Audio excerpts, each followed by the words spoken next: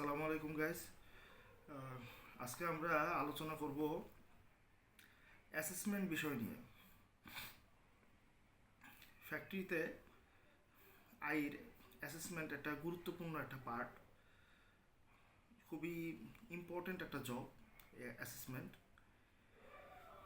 Assessment বলতে আমরা যেটা বুঝি বা যেটা আমরা বুঝাই সেটা হলো যে সঠিক অপারেটর বা হেল্পারকে বাছাই করা।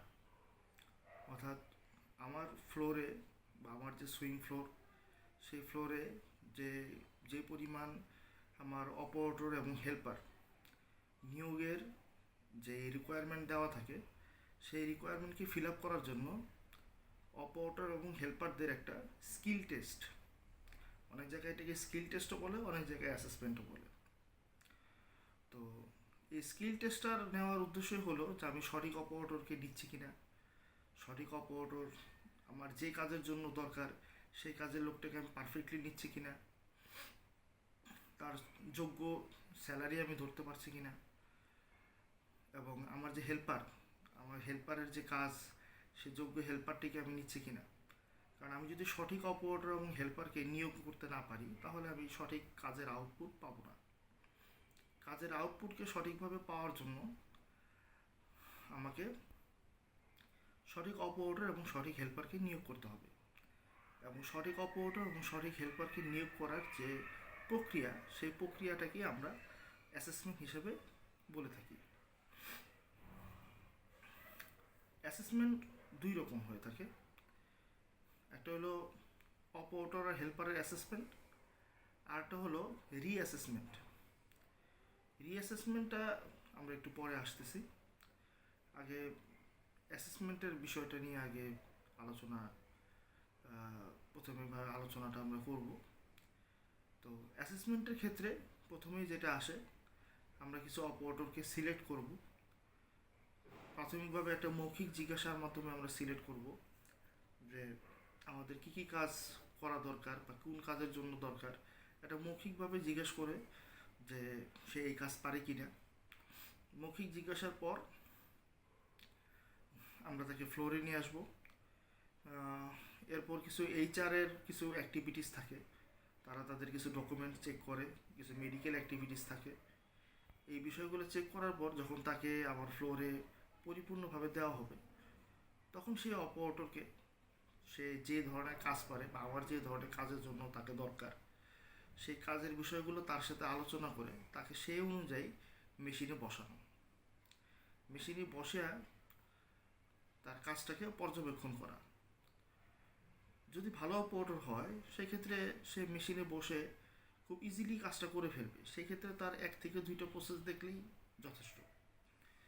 যদি অপারেটর ভালো না হয়, সবাই যে আপনি পারফেক্ট পাবেন তা না, তাহলে দেখা গেছে সে প্রথম বডিটাই খারাপ করে ফেলবে, বা দ্বিতীয় বডি তৃতীয় বডিও খারাপ করে ফেলবে। আপনি হয়তো দ্বিতীয় তৃতীয় একটা চান্স দিলেন, দেখবেন যে না, সে ভালো করতে পারছে না। তো ভালো অপারেটরকে কিভাবে আমরা চিনব?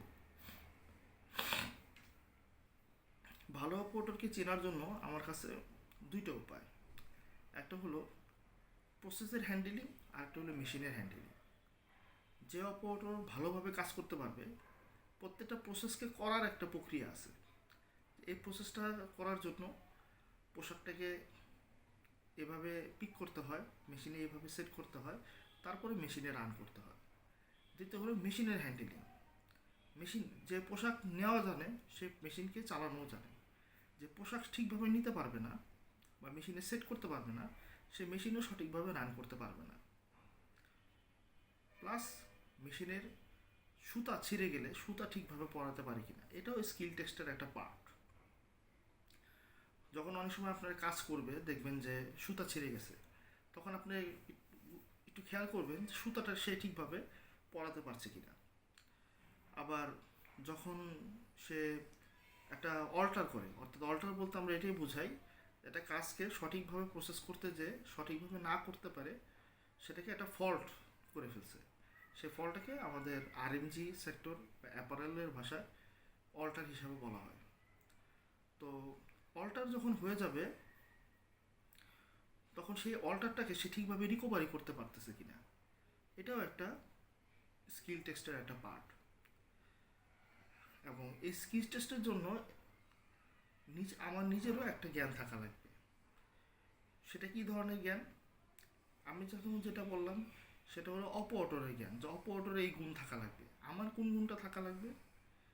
যে সে যখন আমাকে বলবে যে আমি এই প্রসেস পারি বা আমি এই লেভেলের অপারেটর, তখন আমাকে সিলেক্ট করে ফেলতে হবে তাহলে আমি তাকে কোন প্রসেসে বসাবো, কোন মেশিনটাতে বসাবো, কোন জায়গাটাতে বসাবো, কোথায় বসালে আমি বুঝবো সে কোন গ্রেডের কোন লেভেলের অপারেটর।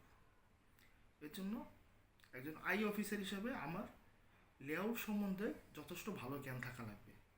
আমার ফ্লোরে কোথায় কোন মেশিন চলতেছে, ক্রিটিক্যাল প্রসেস কোথায় চলতেছে, সেমি ক্রিটিক্যাল প্রসেস কোথায় চলতেছে, সেই জ্ঞান আমার থাকা লাগবে।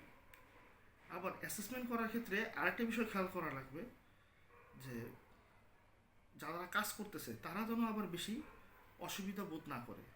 আমি একটা অপারেটর বা 4-5টা অপারেটরকে নিয়ে যদি আমি একজনের মেশিনে দাঁড়াই, তাহলে তার কাজের বেশি ব্যাঘাত ঘটবে। এই জন্য আমাকে অপারেটর আমি 20 জন বা 10 জন পেয়েছি, আমাকে এমনভাবে সেট করতে হবে যাতে কারো কাজের ব্যাঘাত না ঘটে। তো এটা হলো অ্যাসেসমেন্টের একটা পার্ট। হেল্পারের ক্ষেত্রে আমরা যেটা চুজ করব সেটা হলো যে হেল্পার সে এ থেকে জেড পড়তে পারে কিনা, 1 থেকে 100 তার জানা আছে কিনা। কারণ হেল্পারের কাজই হলো সুতা কাটা, নাম্বারিং চেক করা, স্টিকার রিমুভ করা। সো স্টিকার রিমুভ সে পারবে, সুতা কাটাও সে পারবে, কিন্তু নাম্বারিং চেক এটা সবাই পারে না। এর জন্য